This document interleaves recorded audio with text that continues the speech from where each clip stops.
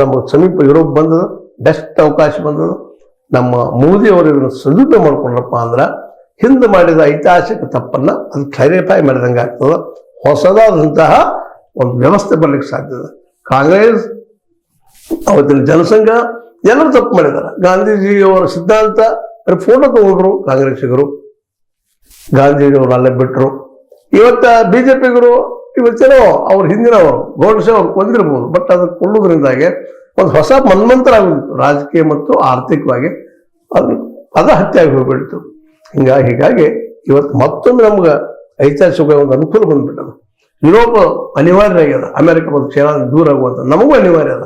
ಇದನ್ನ ನಾವೆಲ್ಲ ಸದುಪಯೋಗ ಮಾಡ್ಕೊಂಡ್ರೆ ವೈಜ್ಞಾನಿಕವಾಗಿ ಬೆಳಿತೀವಿ, ತಾಂತ್ರಿಕವಾಗಿ ಬೆಳಿತೀವಿ. ಅದೇ ಕಾಲಕ್ಕೆ ನಾವು ಬಲಿಷ್ಠರಾಗ್ತೀವಿ, ನಮ್ಮ ಒಕ್ಕತ್ರ ನಾವು ಉಳಿಸ್ಕೊಳ್ತೀವಿ. ರೈತರಿಗೆ ಒಳ್ಳೆ ರೇಟ್ ಬಂದ್ರೆ ಅವ್ರು ಯಾಕ್ರಿ ಮೀಸಲಾತಿ ಕೇಳ್ತಾರ? ಈಗ ಮೀಸಲಾತಿ ಶುರು ಆಗ್ಯಾವ ನೋಡ್ರಿ ಎಲ್ಲ ಕಡೆ. ನಮ್ಗೆ ಹೆಚ್ಚು ಕೊಡ್ಲಿ, ಕಡಿಮೆ ಕೊಡ್ಲಿ, ಒಬಿಸಿ ಕೊಡ್ಲಿ, ಅವ್ರಿಗೆ ಕೊಡ್ಲಿ, ಇವ್ರಿಗೆ ಕೊಡ್ಲಿ ಅಂತ ಹೇಳಿದ್ರೆ ಹೋಗಿಬಿಡ್ತದ.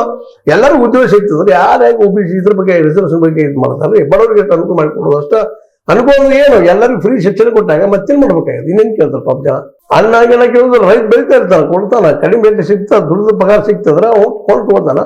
ರೈತನ ಸಹಿತ ಅವ ಡಿಸೈಡರ್ ಆದಪ್ಪ ಅಂತಂದ್ರೆ ಮಾರ್ಕೆಟ್ ಇದ್ದ ಸಹಜವಾಗಿ ಕಡಿಮೆ ಬೆಲೆಗೆ ಇನ್ನೂ ಸಿಗ್ಬೋದು ಅಲ್ವಾ? ಏನೂ ಇರಲಿ. ಈ ಒಂದು ಐತಿಹಾಸಿಕ ಸಮಯ ನಮ್ಮ ಮೋದಿಯವರು ಈ ದಿಸೆಯಲ್ಲಿ ಇಂದಿನ ರಾಜಕಾರಣಿಗಳೆಲ್ಲ ಬರೀ ಮೋದಿಯವರು ಅಷ್ಟಲ್ಲ, ರಾಹುಲ್ ಗಾಂಧಿ ಅವರು ಸಹ ವಿಚಾರ ಮಾಡ್ಬೇಕಾಗ್ಯದ. ಯಾಕಂದ್ರೆ ಒಬ್ಬರ ಕೆಲಸ ಅಲ್ಲ, ಇಡೀ ದೇಶದ ಕೆಲಸ. ಈ ದೇಶದ ಕೆಲಸ ಎಲ್ಲರೂ ಕುಡ್ಕೊಂಡು ವಿಚಾರ ಮಾಡಿ. ಹೌದು, ಗಾಂಧೀಜಿಯವರು 2 ವಿಷಯಗಳನ್ನ ಮಾಡ್ಬೇಕಂತ ಮಾಡಿದ್ರು.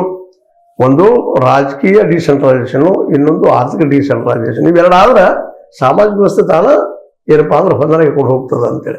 ಶ್ರೀಮಂತಿಗಿದ್ದಲ್ಲಿ ಯಾರು ಜಾತಿ ಗೀತಿ ಕುಲ ಆಗಿಲ್ಲ ನೋಡ್ಲಿಕ್ಕೆ ಹೋಗೋದಿಲ್ಲ. ಒಳ್ಳೆ ಹೋದನ್ನು ಶ್ರೀಮಂತ ಇದ್ದರೆ ರೊಕ್ಕ ಇದ್ದಂತ ಎಷ್ಟೋ ಪ್ರಮಾಣದ ಜಾತಿ ವ್ಯವಸ್ಥೆ ಮುರಿದು ಆಗ್ತಾ ಹೋಗ್ತದ. ಜೊತೆಗೆ ಎಲ್ಲರಿಗೂ ಫ್ರೀ ಶಿಕ್ಷಣ ಇರೋದ್ರಿಂದ ನಾವು ಕಾಲಮ್ ಹಾಕೋ ಅವಶ್ಯಕತೆ ಇಲ್ಲ. ಯಾವ ಜಾತಿ ಅವ ಯಾಕೆ ಕುಲ್ದಾವ ಇದು ಕಾಲಮ್ ತೆಗೆದು ಬ್ಯಾಗ್ ಬರ್ತದೆ ಅಲ್ವಾ?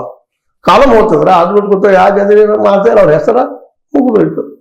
ಅಂದ್ರೆ ನಾವು ಜಾತಿ ಬಳಸ್ತಾ ಇದ್ದೀವಿ, ನಾವು ಧರ್ಮ ಬಳಸ್ತಾ ಇದ್ದೀವಿ. ಯಾಕಂದ್ರೆ ಈ ಧರ್ಮ ಹೆಸರು ಧರ್ಮನೂ ಅಲ್ಲಿದು ಧರ್ಮಾಂಧತೆಯನ್ನು ಬಳಸ್ತಾ ಇದ್ದೀವಿ. ಇದೆಲ್ಲ ಹೋಗುವಂತ ಅವಕಾಶ ಇವತ್ತು ಬಂದದ.